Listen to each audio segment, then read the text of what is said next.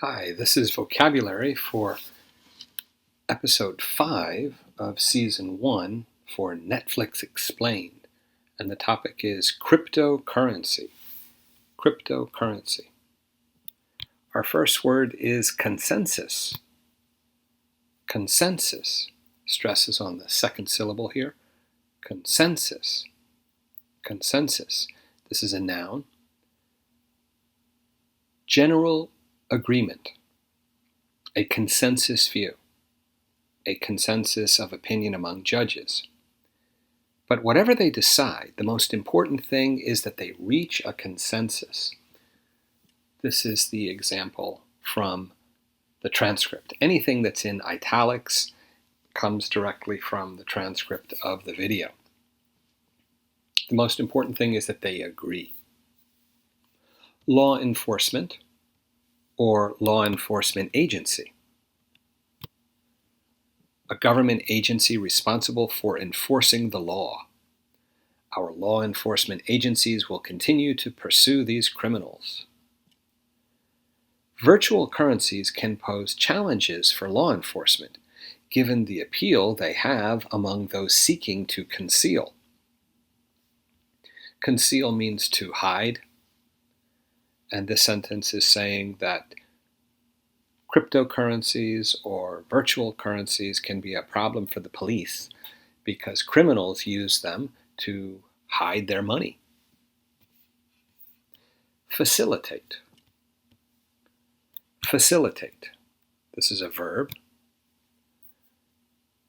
This is also stressed on the second syllable. Facilitate. Facilitate. Make an action or process easy or easier. Schools were located on the same campus to facilitate the sharing of resources. Blockchain facilitates an entirely different perspective, which is that no one is a trusted user. This is basically saying that the whole idea of the blockchain, the premise, the basic idea is that you cannot trust anybody. And that's why the system is set up that way in a decentralized fashion, so that nobody has all of the information or all of the control. And there is anonymity. Things are anonymous. Next, moving on to prime time. Prime time originally referred to television, but it has a broader meaning now. This is a noun, and the stress is on the first word. Prime time. Prime time. The time at which a radio or television audience is expected to be at its highest. Originally, this was like between 8 and 11 p.m. The show is networked at prime time. Primetime television. Bitcoin had made it to prime time. In this sentence, it means it had become important enough that now people were talking about it. Now it was a big thing. And that's the broader meaning of primetime. Traceable. Basically, very simple, means able to trace. Able to trace. This is an adjective. Able to be found or discovered. The roots of his difficulties are easily traceable. Able to be followed on its course or to its origin. She noticed the easily traceable tracks her horse left. Let me read that again. Able to be followed on its course or to its origin. She noticed the easily traceable tracks her horse left. The fault is directly traceable to my office, meaning my office is responsible for that problem. A cache that would function like cache in the sense that it's non-traceable, anonymous, instant, free to use, and yet would be able to interoperate with computer networks. This was the idea of what Bitcoin or cryptocurrency should be. That it would be a digital cache that functions like real cache. Wild West. Wild West. Wild West is a term for the Western U.S. in a time of lawlessness, meaning there was no real law there. There was no police department. Everything was wild. And this was in the early history of the United States in the 19th century, basically in the 1800s. The Wild West was the last of a succession of frontiers formed as settlers moved gradually further and further west. It's a succession of frontiers because the line of where the United States ended was here. And then it would move, and it would move as the United States grew larger and essentially took more land from the Native Americans. The frontier was officially declared closed in 1890, meaning that all of the United States was now the United States, the continental contiguous part of the United States. Contiguous means connecting states, so that excludes Alaska and Hawaii because they're not contiguous. There are 50 states in the United States. 48 of them are contiguous, meaning they connect. People will see regulations start to come in. People will have to start to obey what the government says. Much of this has not happened yet. We've been in a little bit of a Wild West. Ledger. Ledger. This is a noun. A book or other collection of financial accounts of a particular type. The total balance of the purchases ledger. So this is for accounting. It's another word for a small accountant. An accountant usually works for a big company. And if an accountant works for a small company, they're called a bookkeeper. A bookkeeper. And the bookkeeper, what do? They keep the books. They maintain the records. The books, in this case, are the ledgers. A blockchain is a ledger of transactions, much like a bank maintains. But copies of that ledger are distributed among computers all over the world, automatically updating with every transaction. So the point here, the key idea here is that this is not centralized. It's not centralized in one location under control of a government or a particular government or a bank. Rather, it's distributed. It's decentralized. That's the idea of a blockchain. Trial run. Trial run. This is a noun. A test of the operation of a new system, thing, process, or product. So this is when you're starting something new and you want to see how does it work. The police used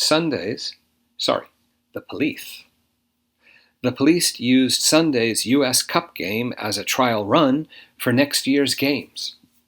So they were using what happened in the U.S. Cup to practice for another sport event which was going to happen the following year. Bitcoin was blockchain's first trial run. So here we're distinguishing between Bitcoin, which is cryptocurrency, which is a kind of digital money, and the technology behind it, the technology that supports it, which is blockchain. And blockchain has many, many more applications beyond cryptocurrency. One of them could be, for example, voting. And this would be a way that you could have elections where nobody was cheating. Interesting that no country yet is using blockchain for voting. Maybe they don't want that to happen, right? Because then they couldn't play with the outcome. Interesting. But blockchain is huge. The technology behind cryptocurrency is huge. And Bitcoin, or cryptocurrency in general, are really just the first trial run of what this technology could potentially do. Third party. Third party. Third party in this case, when you have a business transaction, right? You have a company who sells something, and you have a customer who buys it. Those are your two parties. A third party is someone else. A person or group besides the two primarily involved in a situation, especially a dispute. A dispute meaning an argument or a problem. So, for example, you have two people who are fighting, arguing, and then you have the police, who would be a third party. Or you have a judge, or you have an umpire. You have somebody who is not involved, who is unbiased. Unbiased. A person or group besides the two primarily involved in a situation, especially a dispute, the involvement of a third party as an independent valuer. A sympathetic third party is of help when marriage conflict gets out of hand. To get out of hand is to be a problem. And if a husband and wife are having a problem in a marriage, if two spouses are having a problem in a marriage, you go to a marriage counselor who is a third party, who hopefully is not on one spouse's side or the other side. They're a neutral third party. And since we needed third parties to store and verify everything, the internet filled up with huge third parties. And since we needed third parties to store and verify. Let's do that one more time. Let me get it right the third time. And since we needed third parties to store and verify everything, the internet filled up with huge third parties. These are companies that exist to verify and check things. PayPal is an example. Between the customer and the store selling the product, and PayPal is a way to guarantee payment for everybody. Bake in. Bake in is a verb, and as an adjective it could be baked in, with the D, to be baked in. Bake something in, bake in something. Both are okay. You can put the object after the preposition or in between the verb and the preposition, this phrasal verb. So you could be bake something in or bake in something. Incorporate something as an integral part of a product, service, or system. That means you make something necessary. When you bake it in, you build it in from the beginning. It's not something separate that you added on later. It was important and it was included from the beginning. We have baked in XML web services as part of the core of our platform. As adjective, baked in. The company continues to place a heavy emphasis on baked-in security. The internet at large was built upon a paradigm that everyone was a trusted user, essentially a government official or a researcher at a university. And this technology was built with that fundamental set of assumptions baked in from the early days of the internet till now. So they're talking about a problem with the internet. When the internet was built initially, it wasn't built for the public. It was started by the military and by researchers in government, and the people who were using it at that time, everybody was trusted because there was only a small amount of people who were using the internet. Later, when it became public, we now have a problem because the basic rules, the fundamental rules, were that you could trust everybody using the internet. Later on, you have everybody using it, and that's no longer the case, so you had to find a way to fix it. Blockchain is a way to try to fix that problem. Big Brother. This actually comes from a book. I believe it was 1984 by George Orwell. 99% sure that that's correct. Big Brother is a noun, and it's a person or organization exercising total control over people's lives. A way to buy and sell things online without Big Brother watching. So that's the idea of Bitcoin, that you can do something without the government or companies watching you. And our last word, our final phrase for our vocabulary for episode 5, cryptocurrency, from Netflix Explained, is legal tender. And it basically means money. Legal tender is a noun, and this is coins or banknotes that must be accepted if offered in payment of a debt. Bitcoin doesn't constitute legal tender. Bitcoin is not considered legal money in this sentence. Interestingly, this video is a couple years old. Some countries have, in fact, adopted Bitcoin as legal tender. I believe one of them is El Salvador. So this sentence is no longer true.